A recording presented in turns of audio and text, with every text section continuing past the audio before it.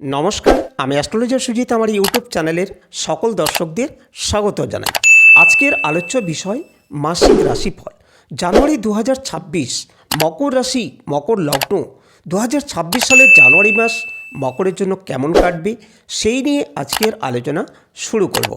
এই আলোচনার মধ্যে থাকবে চাকরি, ব্যবসা, কর্ম, বিবাহিত জীবন, প্রেম, সন্তান, আর্থিক পরিস্থিতি, পরিবার ও পারিবারিক জীবন।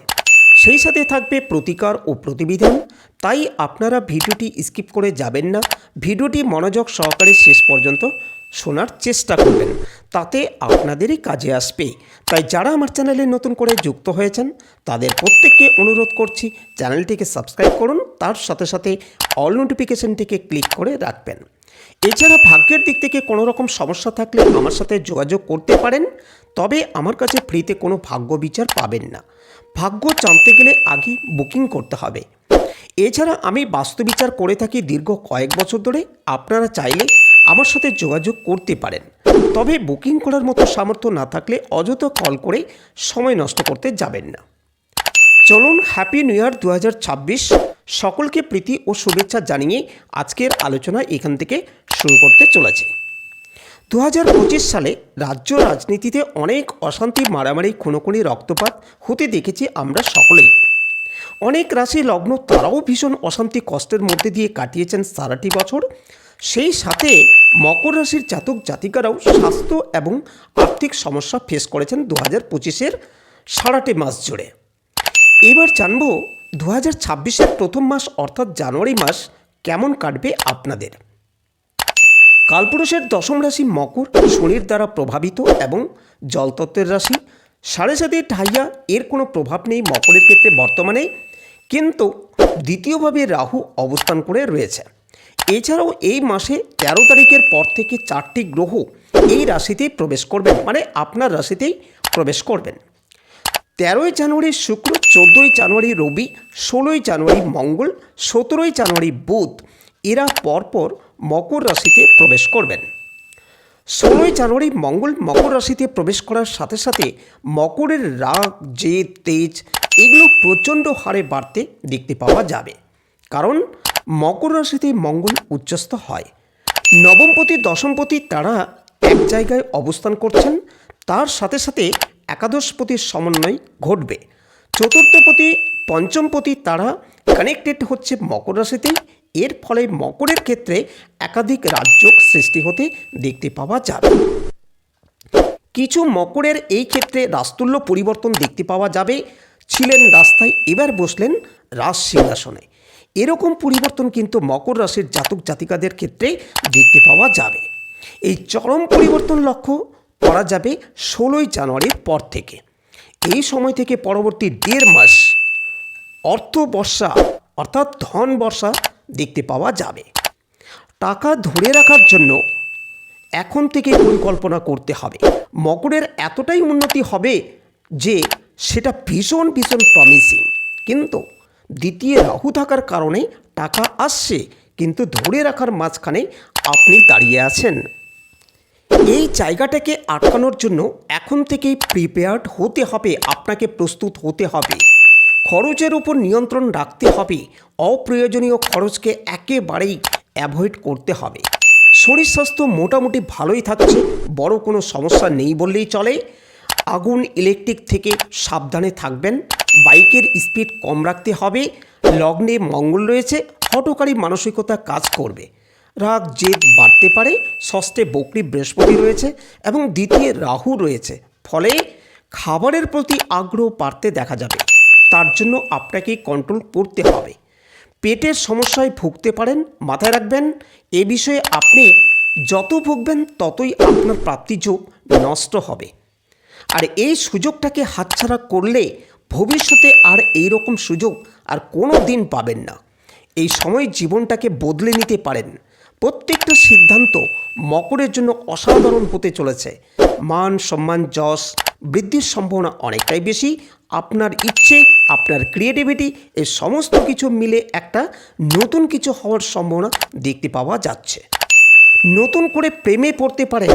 লগ্নে শুক্র মঙ্গল যোগ রয়েছে, ফলে বাড়ির কাছাকাছি কোনো মানুষের সঙ্গে প্রেমে জড়িয়ে পড়তে পারেন। ধর্মীয় কাজ কর্মে উন্নতি রয়েছে। ভাবনা চিন্তার গভীরতা সেটাও কিন্তু বাড়তে দেখতে পাওয়া যাবে। ইমোশনাল অ্যাটাচমেন্ট আপনার ক্ষেত্রে বাড়তে চলেছে। গোপন শত্রুরা আপনাকে বেশ জ্বালাতে পারে। কর্মক্ষেত্র শুভ, চাকরি প্রাপ্তির সংযোগ অবশ্যই রয়েছে। জীবনের বাস্তবিকতা এবং তার সঙ্গে সঙ্গে মোহমায়া ত্যাগ করবার মানসিকতা সেটাও আপনার মধ্যে কাজ করবে। সংসারের প্রতি অ্যাটাচমেন্ট বাড়বে, বিয়ের কথাবার্তা ফাইনাল হতে পারে। পুজো পাঠ ধ্যান ইত্যাদির প্রতি আকর্ষণ বাড়তে চলেছে। মানসিক দিক থেকে অস্থিরতার শিকার হতে পারেন। ব্যবসার ক্ষেত্রে কিছুটা উদাসীন মনোভাব দেখতে পাওয়া যাবে। বাবার শরীর স্বাস্থ্য নিয়ে কিছুটা দুশ্চিন্তার মধ্যে পড়তে পারেন। বাবার কাছ থেকে প্রাপ্তি যোগও অনেকটাই বেশি লক্ষ্য করা যাচ্ছে। বাড়ি পরিবর্তন করা যেতে পারে। নিজের বাস্তুটাকে এই সময় মকর ঠিকঠাক করে নিতে পারেন, এইরকম যোগ দেখাচ্ছে।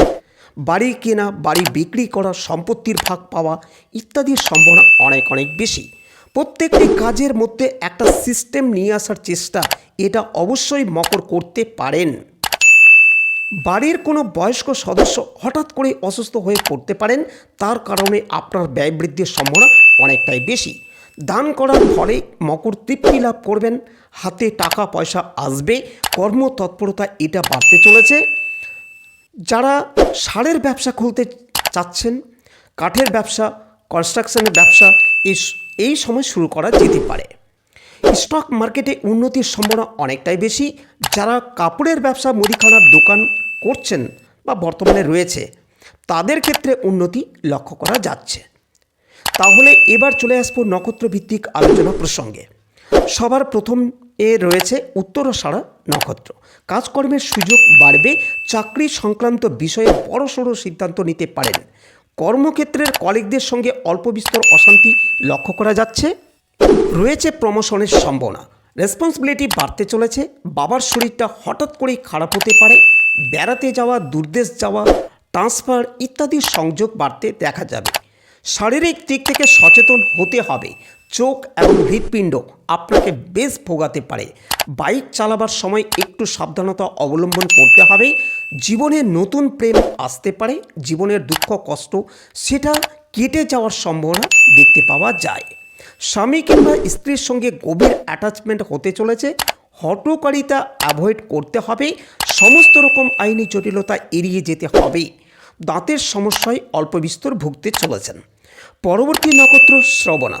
নতুন চাকরি প্রাপ্তির সংযোগ রয়েছে। ব্যবসার ক্ষেত্রেও উন্নতি রয়েছে, তবে ইমোশনাল আপনাকে ভোগাতে এবং ডোবাতে পারে। জীবনের সমস্ত রকম জটিলতা অ্যাভয়েড করবার চেষ্টা করতে হবে। কার্মিক উন্নতির সুযোগ আসছে। বড় কাজে হাত দিতে পারেন। পার্টনারশিপ বিজনেস আপনার জন্য শুভ। ভাবনা চিন্তার গভীরতা বাড়তে চলেছে। সমস্ত রকম হঠকারিতা অ্যাভয়েড করতে হবে।